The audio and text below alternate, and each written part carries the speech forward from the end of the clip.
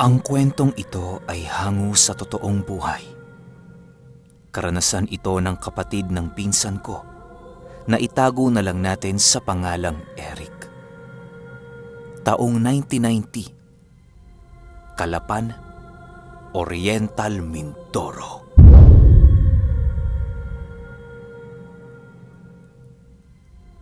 Itong mga panahong ito, kasalukuyang nagtatrabaho itong si Eric bilang isang manlalambanog.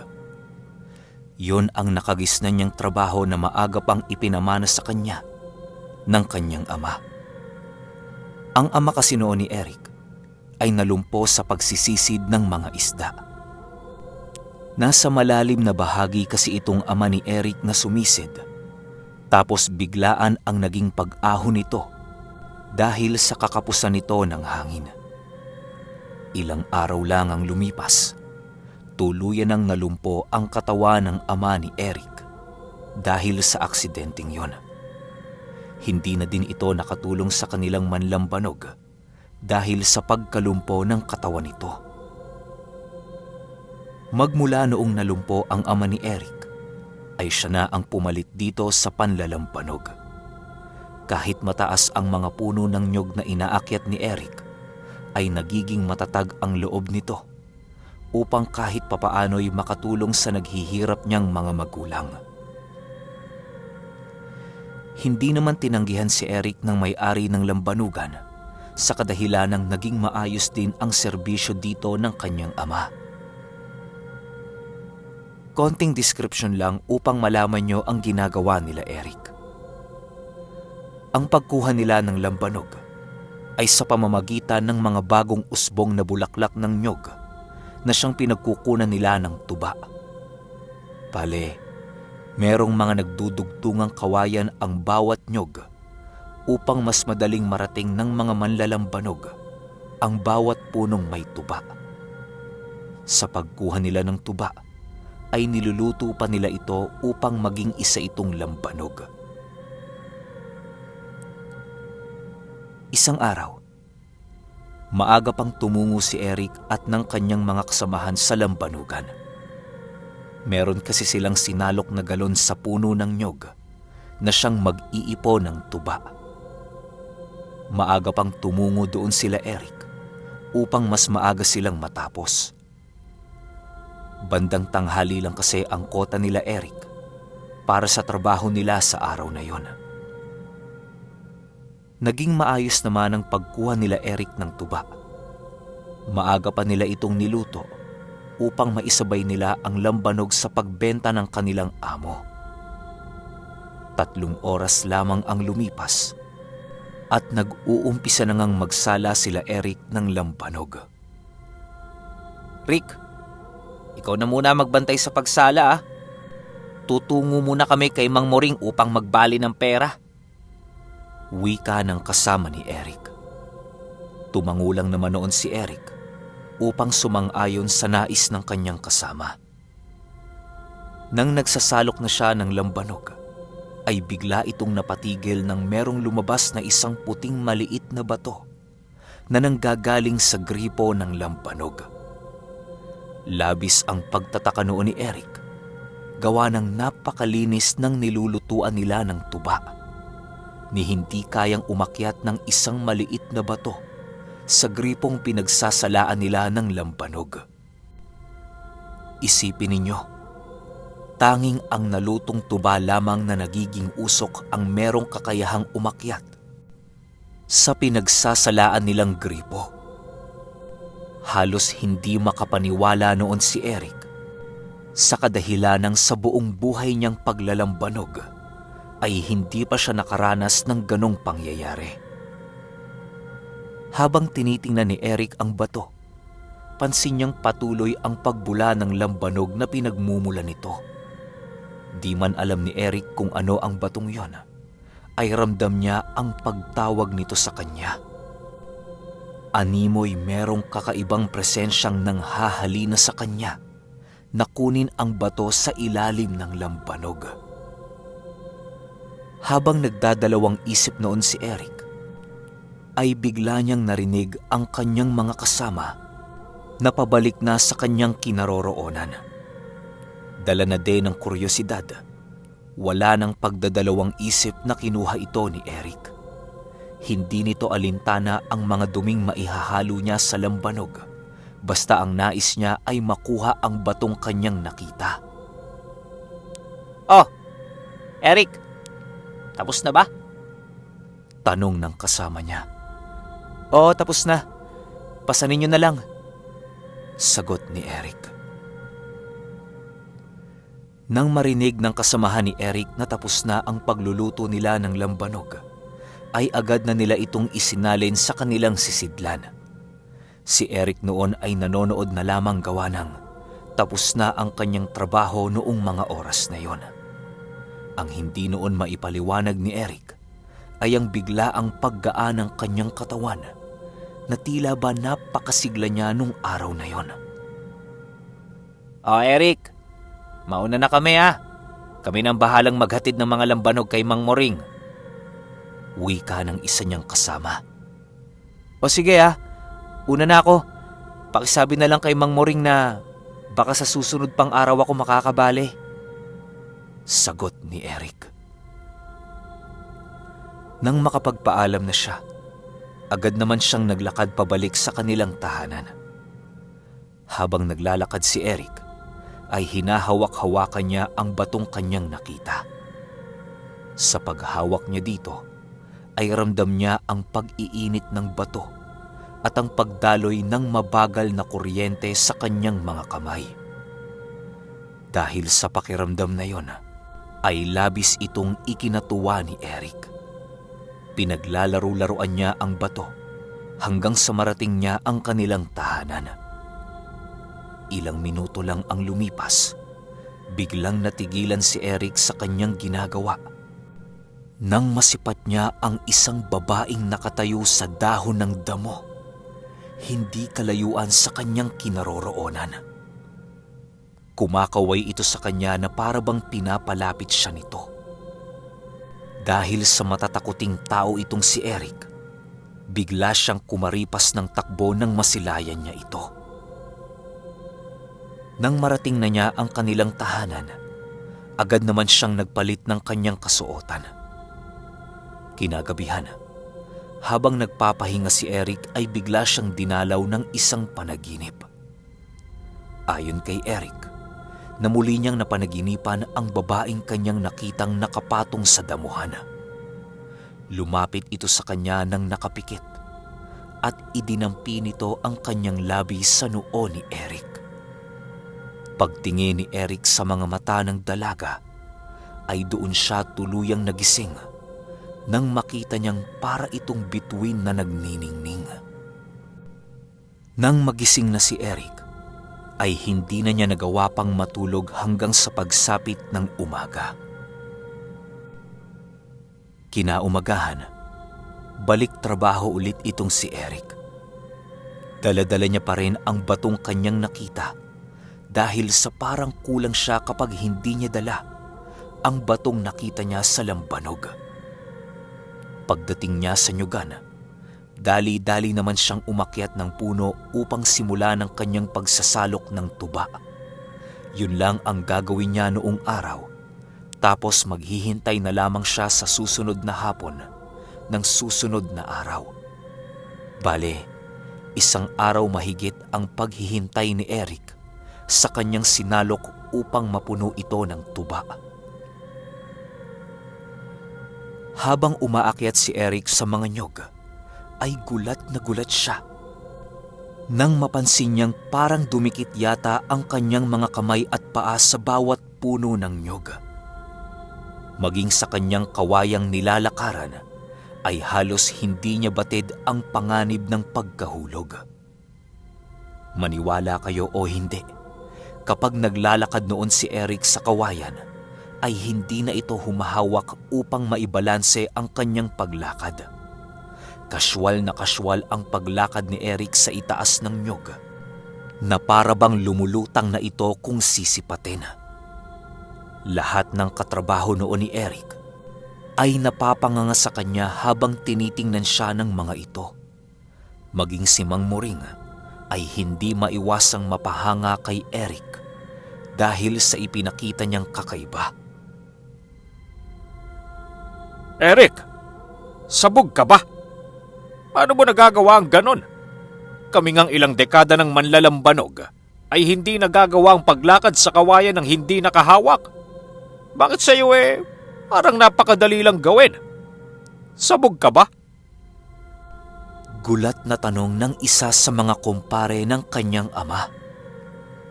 Ha? Ewan ko ho. Nais ko lang naman maglakad ng hindi nakahawak eh. Subukan niyo ho. Napakadali lang naman eh.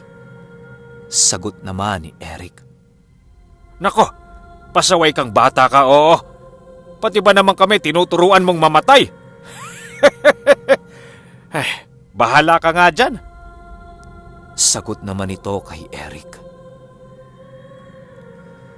Kasabay ng pag-wika ng kumpare ng ama niya, ay ang paglakad nito papalayo sa kanya. Hindi na yon pinansin ni Eric. Gawa ng hindi naman malapit ang loob niya dito. Minsan na kasing nasaksihan ni Eric ang ginawa noon sa kanyang ama, na siyang naging dahilan sa pagkakalayo niya ng loob dito. Makalipas ang ilang oras na pagtatambay ni Eric sa nyugan, napagpasyahan na niyang bumalik sa kanilang tahanan. Marami siyang oras noon, kaya marami siyang maitutulong sa kanyang mga magulang. Habang nagpapahinga ang ama niyang baldado, pinili ni Eric na manghuli ng pusit upang meron silang uulamin mamayang tanghali. Hindi na ito nagpaalam sa kanyang ama sa kadahilan ng alam niyang magagalit ito kapag malaman na pati siya ay sumisisid sa ilalim ng dagat upang manguha ng pusit. Wala namang problema kay Eric ang bangka, gawa ng merong naiwang bangka ang kanyang ama. Luma man ito kung titingnan, pero pwede pa ring pakinabangan. Sa pagtahak ni Eric ng dagat papuntang laot, ay pinili niyang titigan ang batong kanyang nakita sa lambanog. Sa pagtitig dito ni Eric, ay parang merong tumatawag sa kanya na isang malamig na boses. Nung una, hindi niya ito pinansin sa kadahilanang baka pinaglalaroan lamang siya ng pandinig niya. Pero nung palakas na ng palakas ang pagwika ng boses sa kanyang isipan, ay doon na siya tuluyang naniwala. Ayon kay Eric na parang baliw na siya noon sa laot sa kadahilanang kinakausap niya ang hangin noon kahit wala naman. Halos magsisisigaw na noon si Eric para lamang marinig siya ng tinig na nagsasalita sa kanyang isipan. Pero kahit anong gawin niyang pagsigaw sa laot, ay parabang hindi siya nito pinapakinggan. Nang marating ni Eric ang kuhaan nila ng pusit, ay ipinagpaliban na lamang niya ang kanyang mga naririnig. Itinuon niya ang kanyang wisyo sa paghuhuli upang magkaroon sila ng masarap na ulam sa tanghali at sa gabi. Sa pagsisid doon ni Eric, wala siyang dalang kahit na anong gamit maliban sa salaming pangsisid. Kahit may kalaliman ang kinaroroonan ng bitag ng mga pusit, ay hindi ito alintana para kay Eric. Kahit nasa malalim na siya na parte ng dagat, ramdam niyang hindi pa tuluyang kinakapos ang kanyang paghinga. Patuloy pa rin siya sa pagsisid hanggang sa makuha niya ang bitag. Tuwang-tuwa noon si Eric nang makita niyang napakaraming pusit ang nasa loob nito. Dahil sa magaan lamang ang bitag na yon, kaya agara naman itong nahila ni Eric papaitaas ng walang kahirap-hirap. Ilang oras lang ang lumipas, tuluyan na siyang nakabalik sa kanilang tahanan. Bitbit niya ang maraming pusit na siyang nakuha niya sa laot. Tuwang-tuwa naman noon ang ina ni Eric nang makita nito ang dalang ulam ng kanyang anak. Hindi na nila sinabi sa ama ni Eric ang pinanggalingan ng pusit upang hindi na ito magalit. Sumapit ang hapon ng sumunod na araw, Maaga pang tumungo si Eric sa kanyang pinagtatrabahuhan. Wala siyang kasama noon, sa kadahilanang siya lang naman ang nagsalok ng mga tubang yon. Magbabandang 5:00 na noon, kaya medyo binilisan na ni Eric ang kanyang ginagawa. Dali-dali siyang umakyat sa puno upang kunin ang mga tubang kanyang sinalok. Sa pag-akyat ni Eric sa nyog, ay bigla siyang napatigil nang masipat niyang merong mga taong nasa puno rin ng nyog ang nagsasalok ng kanyang mga tuba. Hoy! Sino kayo, ha? Ba't nyo kinukuha yung mga sinasalok ko? Tanong dito ni Eric. Kasabay ng pagtanong niya ay ang dali-dali niyang paglapit sa mga ito. Galit na galit noon si Eric, gawa ng ang mga tubang yon ang siyang gagamitin niyang pambayad para sa kanyang mga utang. Ang ibang perang malilikom niya sa lambanog ay siyang ipambibili niya ng gamot ng kanyang ama.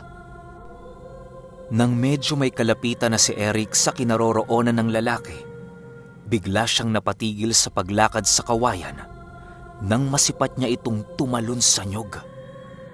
Halos mapanganga noon si Eric sa gulat dahil sa napakataas ng tinalon nito. Pagbagsak ng lalaki ay gulat na gulat si Eric nang nakaya nitong makalapag gamit ang dalawa niyang mga paa. Ni hindi nito nagawang ihawak sa lupa ang kanyang mga kamay kahit napakataas ng nyog na kanyang tinalunan. Animoy naghalo ang galit at pagkamangha noon ni Eric dahil sa ginawa ng lalaki. Dali-dali din siyang bumaba sa nyog upang sundan ito. Ang buong akala noon ni Eric ay tatakbo na ito papalayo dahil sa sinusundan niya na ito, pero nagkamali siya.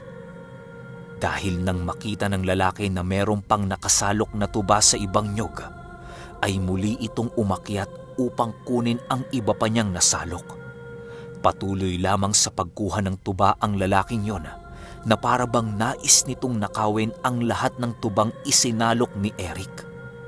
Dahil sa bilis at liksi ng pangangatawan nito, ay hindi ito nagawang mapigilan ni Eric. Halos ilang hakbang lamang sa lalaki ang pag-akyat nito sa nyog at isang talunan lang naman ang pagbaba niya mula rito. Galit na noon si Eric, pero wala siyang magawa upang mahuli ang magnanakaw ng kanyang tuba. Nang makuha na ng lalaki ang lahat ng kanyang tuba, bigla itong tumalon sa harapan niya. Ibigay mo sa akin yan! Akin yan! Pinagpagurang ko yan! Sigaw dito ni Eric. Nang marinig ito ng lalaki, bigla itong tumalikod kay Eric at tumakbo ng napakabilis. Dahil sa pangyayari ay agad niya itong ikinonsulta kay Mang Muring. At doon niya nalaman ang istorya sa likod ng lalaking kanyang nakita. Hayaan mo na yun, Eric. Huwag kang mag-alala. Babayaran ko ng libre ang pagod mo sa lambanog. Malamang ay hindi mo pa talaga naiintindihan ang pakay ng lalaking yon. Ang lalaking iyong nakita ay ang nasawi kong kapatid, 1 dekada na ang nakakaraan. Sa ganitong petsa at buwan ng taon, nagpapakita yon sa nyugang pinagtatrabahuhan mo upang kunin ang kanyang parte. Hindi matahimik ang kaluluwa noon, Eric. Magpahanggang sa ngayon.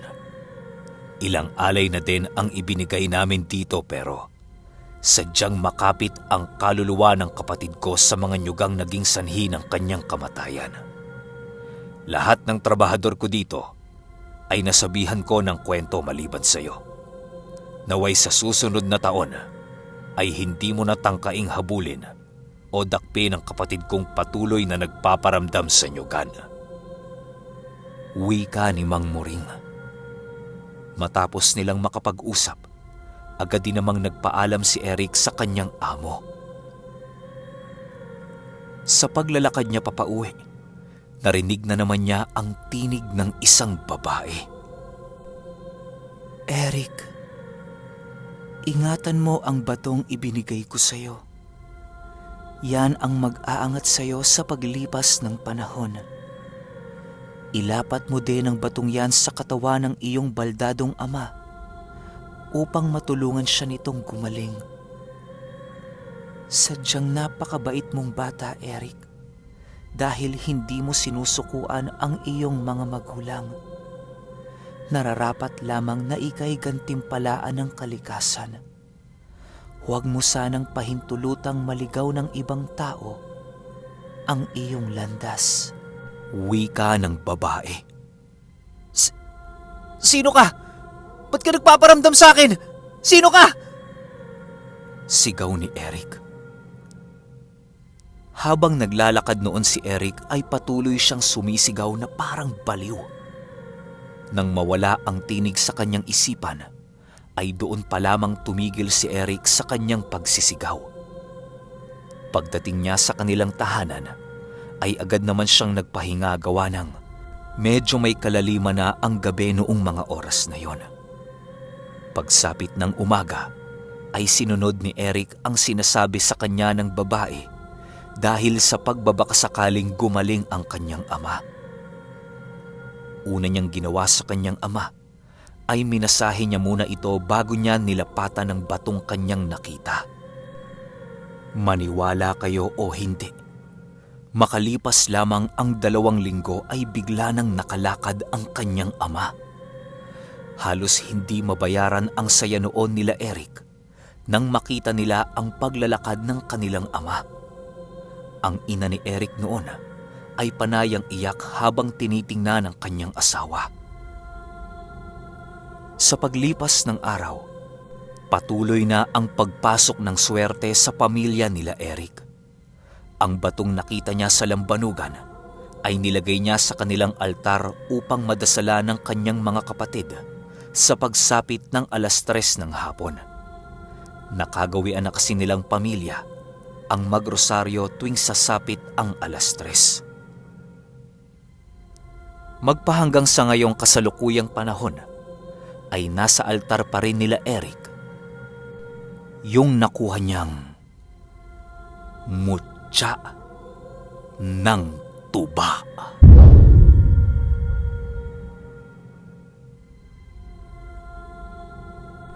Okay, sarap sana magbigay ng opinion tungkol sa mutya ng tuba, no? O shoutout sa mga lasinggero dyan, no? Yan yata yung mutyang nababagay sa inyo, eh. Anyway, shoutout muna tayo para sa bago kong warrior member na si Mayek at sa nag-renew ng badge na si Burn25. Ito naman para sa mga random subscribers natin na nag-comment sa pinned comment ko. Orasan ko lang sasakto natin ng 1 minute to. Teka lang. Okay, andyan sina Yuan Taladro, Emsa Sulaiman Burgos, Rose Jane Banga, Aya Flores, Kinpath02, AJ Hadia Vlogs, Tuares Maribel, Jan Donato Huergula, Sharon Retizo, Grace Lee Lacerna, Glenn Argiles, Lorna Parohinog, Mary Grace Rizaldo, Jazzy, Erickson Jaronay, Val Vale, Paul Motors, Ton Madami, Glenda Capasio, Naga, Christina Melicor, Avani Olki, Fingman Kiba, Dezekiel Ajeta, Annabella, Jane, Minda Acosta, Angel Waquez, Arlene Lubianao, Diez Irae, Dimple Ziumi, Sweet Ann, Samsudin Lidasan, Romel Aragon, at kay Bry Mart. O ayan sobra pa ng 1 minute yon. Kaya guys, on nyo yung notification bell para pag nag-upload ako, hintayin nyo yung pinned comment ko tapos comment kayo doon para ma-shoutout ko kayo ng libre. Yun lang. Hanggang sa susunod na kwento. Salamat.